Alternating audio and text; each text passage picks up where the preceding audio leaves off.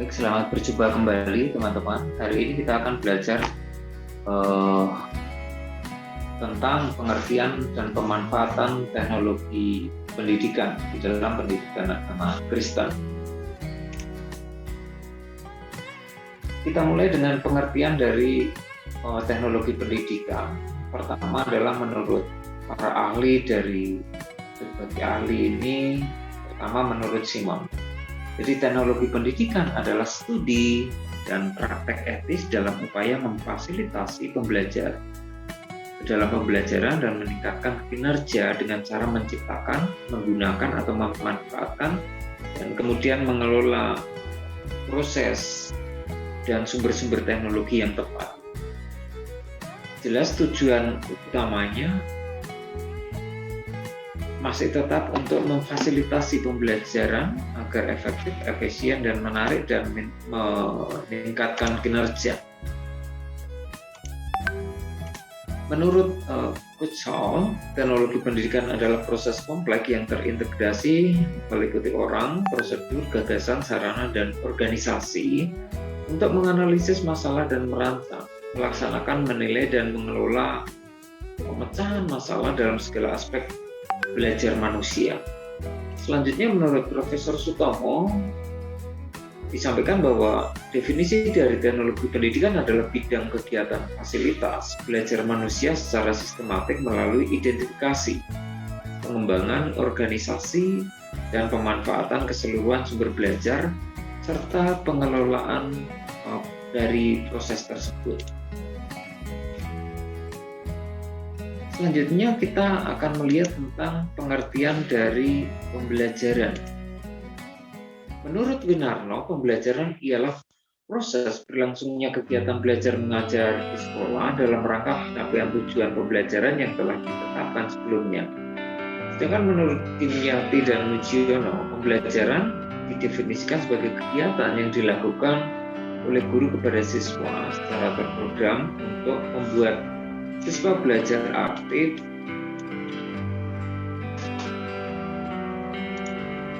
dan adanya penyediaan sumber belajar. Sedangkan menurut Sujana, pembelajaran ialah upaya sistematik dan sengaja untuk menciptakan agar terjadinya kegiatan interaksi edukatif antara dua pihak, yaitu peserta didik dan pendidik yang melakukan kegiatan pembelajaran.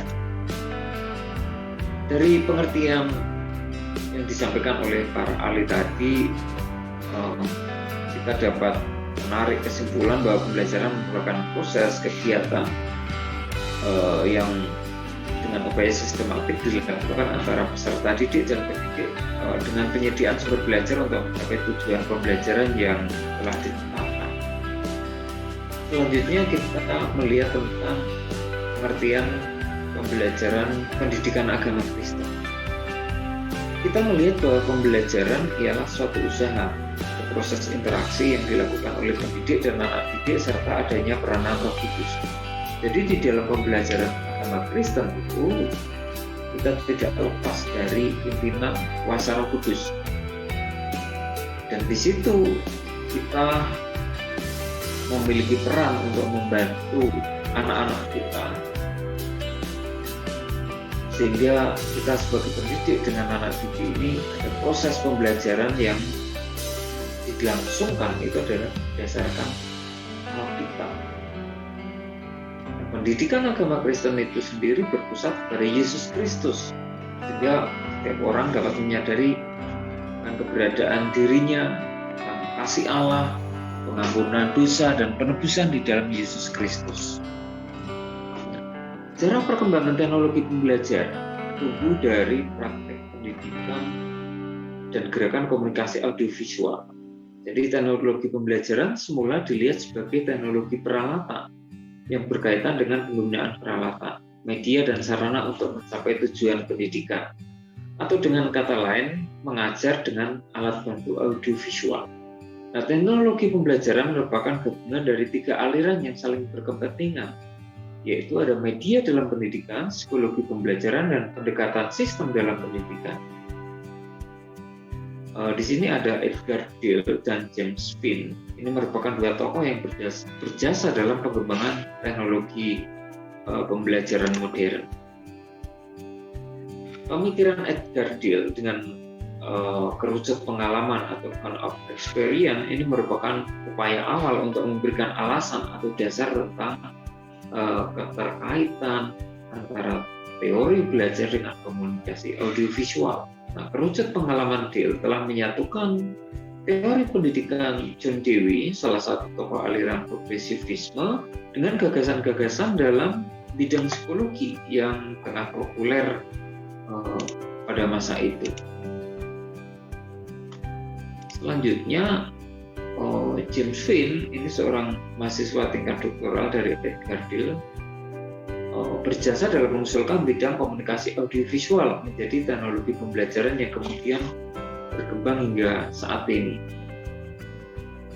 Ini menjadi suatu profesi tersendiri dengan didukung oleh peneliti, teori dan teknik sendiri. Gagasan Finn ini mengenai terintegrasinya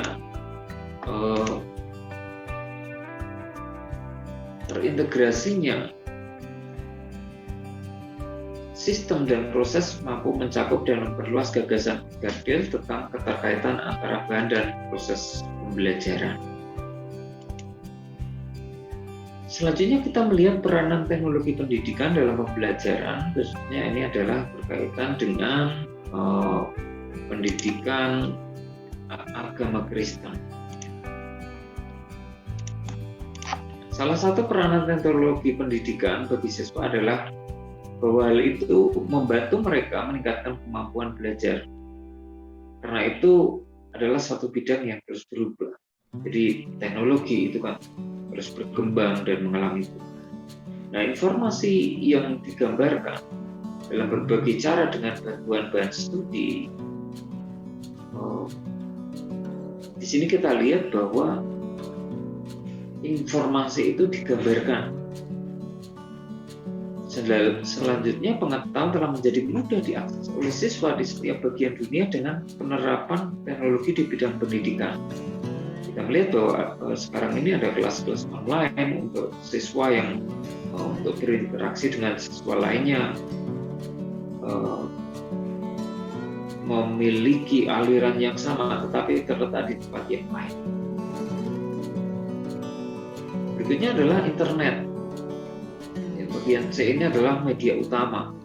Ketika siswa harus membawa, zaman dulu adalah dengan buku-buku yang penuh di tas, mungkin ini memberikan kemudahan orang kemudian mengakses satu file atau link yang dapat diakses menggunakan gadget. Dengan laptop itu akan lebih mudah. Orang membawanya di mana saja, bisa dibuka setiap materi pembelajaran itu. Tapi ya ini akses, ini memerlukan internet. Nah, pengaruh teknologi pendidikan terhadap pembelajaran ada pengaruh positif dan negatif. Nah, pengaruh positif yang dapat kita pakai di sini adalah adanya keanekaragaman pilihan sumber maupun kesempatan belajar. Jadi karena ada teknologi, tentunya sumber yang dipakai, alat bahan yang dipakai juga lebih bervariatif atau lebih banyak sumbernya itu. Yang berikutnya, menambah daya tarik, minat dan motivasi untuk belajar. Mungkin dengan adanya audiovisual yang semakin canggih, ini akan menarik siswa untuk belajar. Minatnya juga meningkat. Kemudian yang C adalah menyebarkan informasi secara meluas, seragam, cepat, dan up-to-date. Yang bagian D adalah pengajaran dan proses belajar. Mengajar itu lebih efektif. Mempunyai keuntungan yang kelima, ini ada keuntungan rasio efektivitas biaya bila dibandingkan dengan sistem tradisional. Mungkin dengan teknologi, alat dan bahan materi yang disediakan itu juga akan lebih mudah didapatkan sehingga itu lebih efektif dan penghitungan biaya mungkin juga lebih murah. Contohnya kita mengadakan seminar atau kelas online itu mungkin di satu sisi juga menghemat biaya transportasi dan sebagainya. Yang kita keluarkan kemudian hanyalah biaya internet atau pulsa yang harus disediakan. Yang keenam adalah memasyarakatkan pendidikan terbuka atau jarak jauh. Dengan kondisi pandemi misalnya, di sini justru banyak kelas online dibuka. Sebenarnya di sini juga ada masyarakat harus terbuka dengan proses yang seperti ini, sehingga ketika orang mengikuti pembelajaran, anak-anak mengikuti pembelajaran di sekolahnya juga kemudian akan memanfaatkan teknologi ini, sehingga masyarakat juga akan terbuka bagaimana mereka memanfaatkan teknologi. Itu adalah pengaruh-pengaruh positifnya. Sedangkan pengaruh negatif dari penggunaan teknologi ini dalam pembelajaran, mungkin yang terjadi adalah kurang interaktif antara guru dan siswa. Ya, mungkin kehangatannya kurang begitu karena menggunakan media Zoom misalnya atau Google Meet yang biasa dipakai. Itu tingkat interaksi dan pendekatan sosialnya juga akan berbeda, sehingga ini yang dirasa kurang mantap. Yang kedua adalah berubahnya peran guru dari teknik pembelajaran konvensional menjadi ICT. Artinya bahwa di situ penggunaan teknologi itu telah mengubah peran guru yang dulu konvensional bertemu di kelas dengan para murid. Tapi di sini dengan kemajuan teknologi tentunya informasi yang diterima itu menuntut seorang guru harus berinovasi, sehingga ini sebenarnya bukan pengaruh negatif, tapi ya di satu sisi memang negatif karena pertemuan guru dengan murid itu intensitasnya kemudian menurun. Maksudnya pertemuan langsung. Tapi di sini juga menuntut guru untuk terus belajar mengembangkan pengetahuannya. Yang bagian C adalah penyebab utama sikap malas karena kemudahan yang diberikan oleh teknologi. Ya, ini tentunya akan terjadi kepada orang-orang yang malas juga, kepada anak-anak yang malas belajar. Karena kemudahan ini jadi ogah-ogahan mungkin atau menganggap mudah dan sebagainya, sehingga siswa justru tidak bisa berkembang karena malas begitu. Jadi tidak ada keseimbangan di dalam penerapan teknologi. Yang keempat adalah otomatis berpengaruh dengan jiwa konsumerisme kita, menganggap teknologi adalah kebutuhan primer yang berpengaruh pada lifestyle. Jadi penggunaan teknologi kemudian orang juga harus menggunakan alat yang canggih, gadget yang lebih bagus, menjadi konsumerisme, dan karena banyak kemudahan yang ada di dalamnya. Tentunya ini adalah hal yang tidak baik. Yang kelima adalah bersikap serba instan. Teknologi menyuguhkan hal yang serba instan. Ini mungkin menimbulkan dalam diri orang tidak sabar. Segala sesuatu pengennya cepat, ya lifestyle-nya, kemudian menyuguhkan sesuatu pengennya serba instan begitu ya. Tapi tidak menghargai sebuah proses, itu adalah hal yang negatif. Yang keenam adalah sering disalahgunakan untuk kegiatan yang tak pantas. Ya, jadi hal-hal yang negatif memang kemudian bisa ditemui di berbagai media sosial ataupun di YouTube dan sebagainya, di Facebook, di Twitter dan sebagainya, sering menyajikan hal-hal yang tidak baik melalui iklan dan sebagainya, melalui game. Itu juga muncul hal yang buruk, dan tentunya kita harus hati-hati sebagai pengajar untuk bisa menerapkan supaya teknologi itu berguna memang sesuai dengan fungsinya begitu, baik guru ataupun anak didiknya. Harus ada pengarahan, harus ada pendampingan. Selanjutnya kita lihat fungsi media dalam pembelajaran. Nah, ketika kita menggunakan teknologi, ada media yang ada, kita melihat adapun fungsi media pembelajaran itu adalah pertama untuk penggunaan media dalam proses mengajar, bukan merupakan fungsi tambahan, tetapi mempunyai fungsi sendiri sebagai alat bantu untuk mewujudkan situasi belajar mengajar yang efektif. Jadi teknologi yang kita pakai, media yang kita pakai itu adalah untuk efektivitas, harus diingat. Yang kedua adalah penggunaan media pengajaran itu merupakan bagian yang integral dari keseluruhan situasi pengajar. Jadi ada media ini memang harus diterapkan dengan baik sesuai dengan tujuan pembelajaran, visi dari pembelajaran, dan kesesuaian dengan materi yang kita sampaikan itu, sehingga bisa menjadi satu kesatuan yang integral. Ini berarti bahwa media merupakan salah satu unsur yang harus dikembangkan oleh guru. Jadi tidak bisa lepas dari namanya teknologi, tidak lepas dari media di dalam penyampaian materi, tapi tidak boleh lepas dari visi itu juga. Di dalam pendidikan agama Kristen juga harus seperti itu, harus melihat visinya apa, yang akan disampaikan itu harus tetap berpedoman kepada kebenaran. Itu. Yang ketiga adalah media dalam pengajaran penggunaannya bersifat integral dengan tujuan dan isi pelajaran. Ini ada tujuan, ada isi pelajaran, ini sebagai kesatuan. Jadi tidak boleh terpisah-pisah. Penggunaan media harus tepat sesuai dengan kebutuhan, tepat sesuai dengan tujuannya. Gitu. Yang bagian yang keempat adalah penggunaan media bukan semata-mata sebagai alat hiburan yang digunakan hanya sekedar melengkapi proses belajar supaya lebih menarik perhatian siswa. Memang kita harus sadari bahwa media memang harus menarik.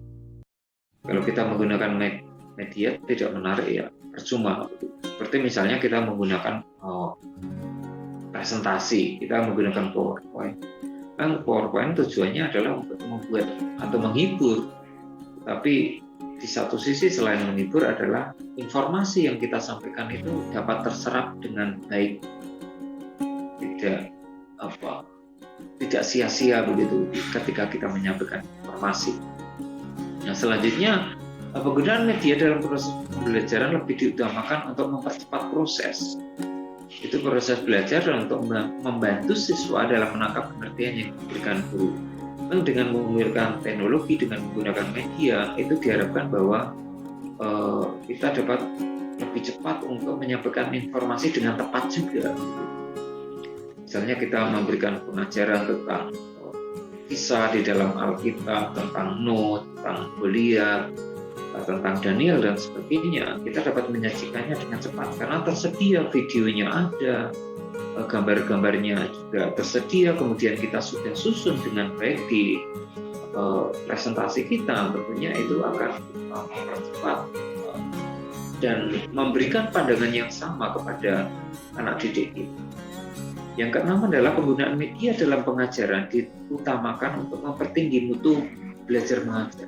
Kalau kita menggunakan media, kita menggunakan teknologi yang bagus, tentunya itu juga akan meningkatkan mutu belajar mengajar.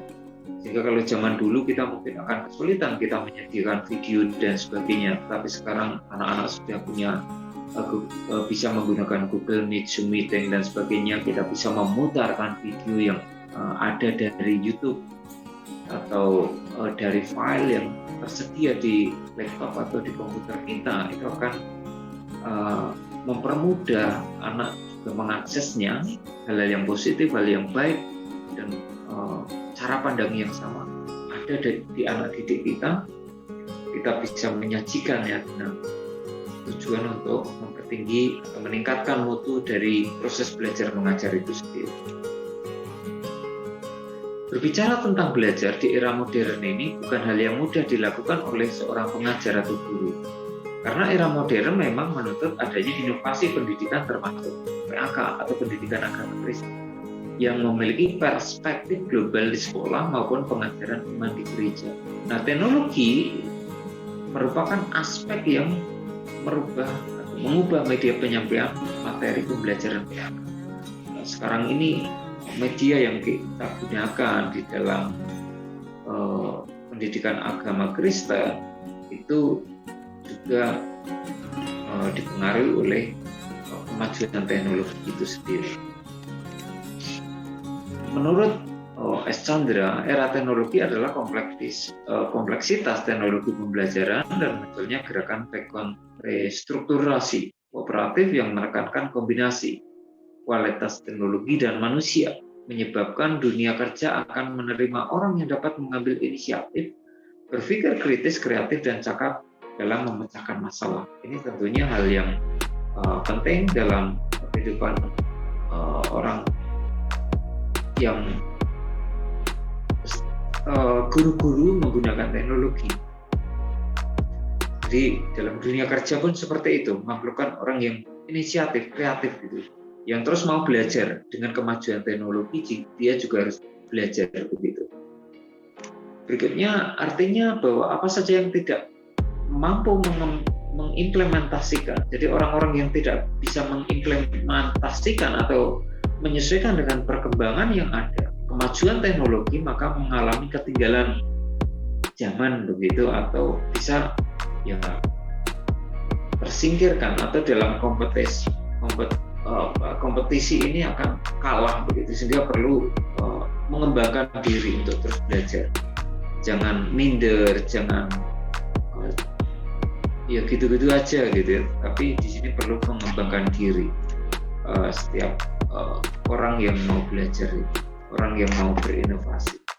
Seorang guru kreatif dan inovatif dalam melaksanakan PKK itu sendiri. Meskipun memiliki banyak pengetahuan dan pengalaman, namun jika tidak kreatif, tidak inovatif dalam pengajaran, ya tentunya kita tidak bisa memberikan yang maksimal. Karena anak-anak yang kita ajar juga menggunakan teknologi, mereka juga belajar, dan tentunya mari kita juga belajar. Selanjutnya, mari kita lihat bahwa seorang guru itu dituntut untuk kreatif. Selanjutnya, menurut Alvin Toffler, sebagaimana dikutip oleh Dian Sumiati, bahwa sekarang kita hidup dalam era informasi. Selain wajah globalisasi yang menampilkan kecanggihan teknologi dan informasi dan transportasi, di sisi lain juga tampil fenomena yang keras berupa berbagai tantangan yang perlu kita hadapi, termasuk tantangan bagi gereja. Bagaimana gereja misalnya di sekolah minggu juga harus mengembangkan teknologinya. Karena anak-anak mungkin akan bosan kalau guru-guru pengajarnya juga konvensional, tidak mau mengembangkan diri, hanya bermodalkan gambar, secari kertas dan sebagainya. Jadi perlu kemudian memanfaatkan teknologi. Gereja harus kemudian menggunakan teknologi itu. Teknologi kita gunakan, tapi isi yang utama harus tetap, yaitu tentang Injil, tentang karya Kristus, pengorbanan Kristus, kematian Kristus yang menebus dosa kita dan bangkit memberikan pengharapan. Isinya tetap itu, tetapi teknologi di sini adalah untuk membantu bagaimana kita menyikapi zaman yang terus berkembang dan maju ini. Selanjutnya, oleh karena itu, tujuan dari pendidikan agama Kristen tidak akan tercapai kalau hanya teori dan menggunakan metode yang ada tanpa kreativitas. Tidak ada inovasi di dalamnya, termasuk perubahan hidup pendidiknya. Nah, jika tujuan pendidikan Kristen itu tercapai secara efektif dan maksimal, maka materi yang ada dalam PAK itu juga pasti akan selesai, akan dapat diselesaikan. Selanjutnya berkaitan dengan penerapan pendidikan agama teknologi dalam PAK di era teknologi ini, kita kenal ada email, WhatsApp, website, video conference, Google Meet, Zoom meeting, dan banyak media cetak, jejaring sosial yang digunakan, ada e-book dan sebagainya. Namun media tersebut tidak akan pernah hidup jika seorang pendidik tidak kreatif dan melakukan inovatif dalam pengajarannya. Ya, kita bisa download banyak, tetapi jauh lebih penting kita juga perlu mengembangkan. Kita perlu berinovasi melalui media yang ada itu. Media pembelajaran yang ada kita gunakan sekreatif mungkin untuk diaplikasikan dalam pendidikan agama Kristen. Nah, Nah, karena itu seorang guru harus kreatif dan inovatif dengan memperhatikan prinsip berikut. Yang pertama adalah pendidik memiliki pribadi yang baik dan mantap. Di dalam 1 Timotius 3 ayat 1 sampai 13. Kemudian pendidik menjadi teladan bagi peserta didiknya, ini penting. Pendidik menjadi komunikator kebenaran, 1 Petrus 5 ayat 3. Dan ini berkaitan dengan tanda-tanda zaman. Nah, implementasi penggunaan teknologi pembelajaran, teknologi pendidikan atau praktik teknologi dalam PAK yang berikutnya harus kita perhatikan bahwa implementasi pendidikan di era modern ini sesungguhnya mengalami kemudahan dalam menyampaikan materi pembelajaran. Sebab itu guru harus dituntut untuk mampu menggunakan teknologi itu secara maksimal. Itu yang pentingnya. Berikutnya adalah dasar utama domain PAK ini adalah bidang produksi media misalnya. Domain pengembangan meliputi teknologi cetak, teknologi audiovisual, teknologi komputer, dan teknologi terpadu. Ini kalau domain dari pengembangan pembelajaran PAK. Selanjutnya, pengembangan domain ini seorang guru harus mampu menggunakan kreativitas menciptakan media pembelajaran. Bisa tidak kita menggunakan teknologi yang ada ini?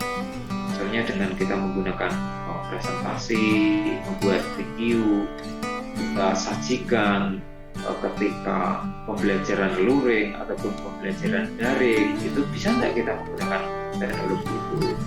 Nah, kalau kita mau belajar tentunya itu ada kemudahan, kita bisa belajar, kemudian mempraktikannya di dalam pengajaran kita kepada anak-anak, baik di sekolah ataupun di gereja. Ini perlu dilakukan. Selanjutnya, bagian yang terakhir adalah fungsi penggunaan media teknologi dalam PAK ini menggambarkan interface antara pembelajar dengan sistem instruksional atau tujuan yang tidak dicapai sebagai standar kompetensi.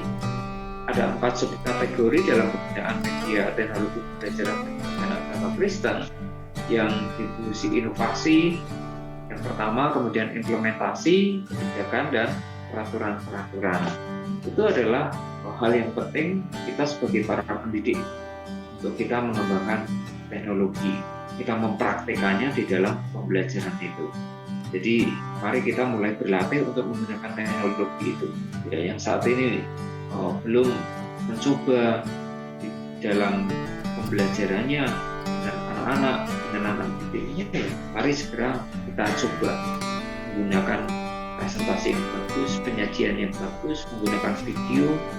Bagaimana kita menggunakan teknologi yang ada, entah itu Zoom Meeting, Google Meet, Google Form, Google Drive, dan sebagainya. Itu juga perlu kita pelajari, perlu kita kembangkan untuk kita mendidik atau kita mempraktikkan media dan teknologi itu dalam pendidikan agama Kristen. Terima kasih, ini pertemuan kita hari ini. Bila itu bermanfaat bagi kita semua, terima kasih dan sampai jumpa di kesempatan yang lain.